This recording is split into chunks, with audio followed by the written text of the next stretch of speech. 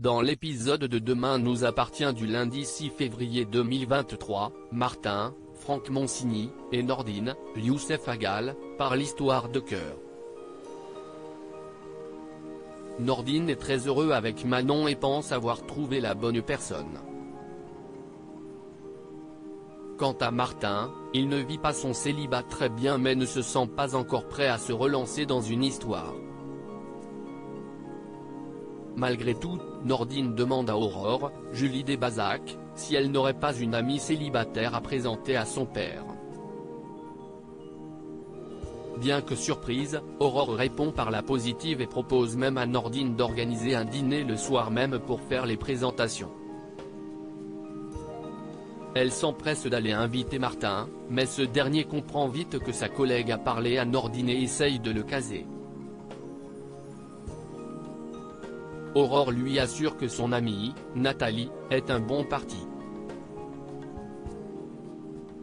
De plus, elle n'est pas au courant de son petit plan, Martin n'a donc aucune pression à se mettre. Malheureusement, le plan d'Aurore déraille. Avant le dîner, Nathalie lui envoie un message pour lui demander si elle peut venir dîner avec son nouveau compagnon. Aurore n'a d'autre choix que de prétendre qu'elle doit rester au travail et annuler le dîner.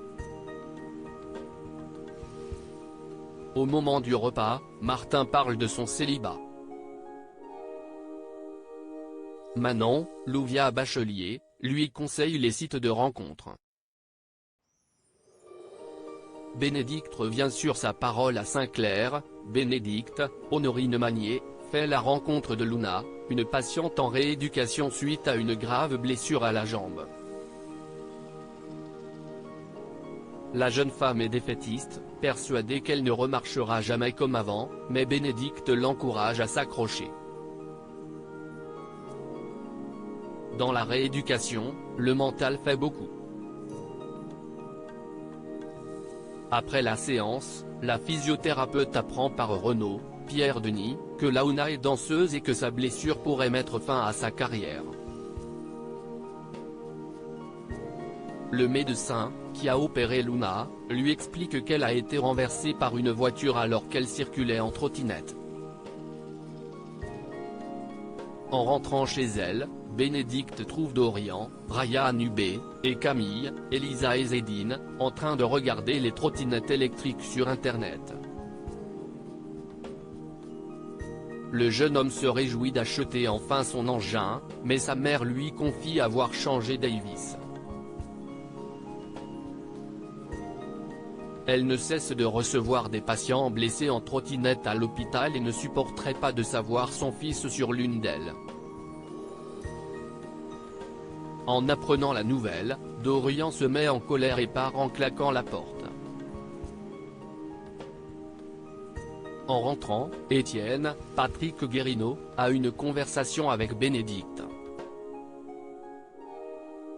Il comprend son inquiétude, mais il pense qu'ils ne peuvent pas empêcher Dorian de s'acheter une trottinette. Cela irait à l'encontre des valeurs de confiance et d'indépendance. Il lui demande de prendre du temps pour y réfléchir. Muriel et Chloé vont-elles avoir un accident de voiture? Au commissariat, Mélanie, Gaël Battu, prend la déposition d'un voisin de Jean-Louis Pujol. Ce dernier a vu un rôdeur tourner autour de la maison de Pujol dans la matinée de jeudi.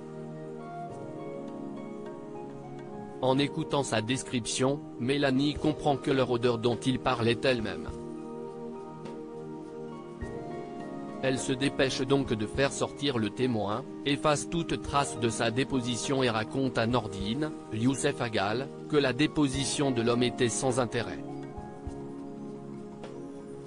Le jeune policier lui fait comprendre qu'elle n'est pas en position de juger si la main courante de l'homme est recevable ou non et lui demande de le rappeler pour prendre sa déposition.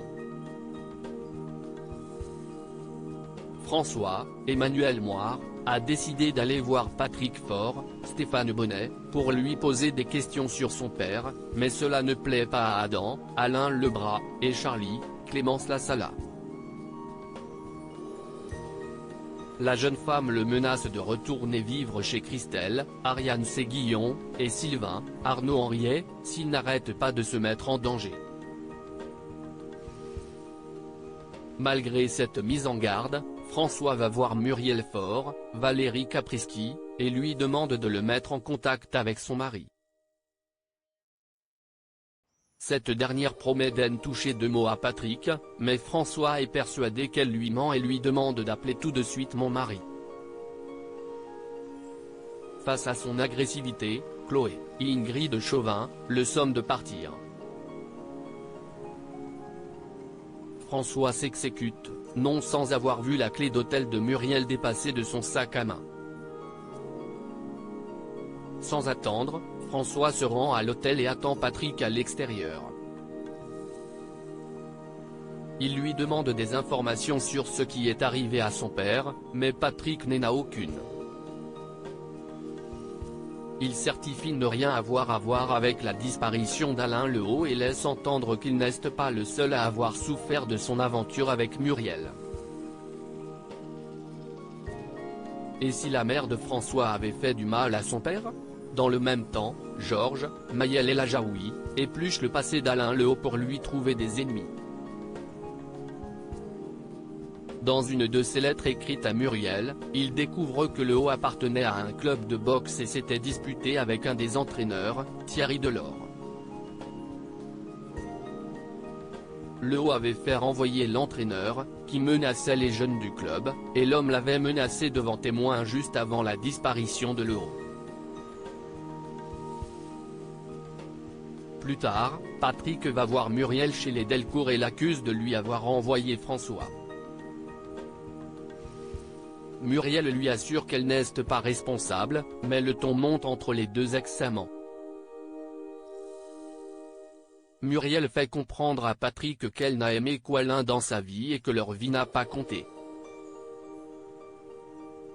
Furieux, Patrick lui lance qu'il va enfin lui dire ce qui est arrivé à Alain. Quelques minutes plus tard, Muriel prend la fuite en pleurant et tombe sur Chloé. Cette dernière suit Muriel dans sa voiture pour essayer de l'arrêter, mais elle démarre en trombe en déclarant que Patrick lui a tout raconté. Soudain, un camion surgit juste devant la voiture.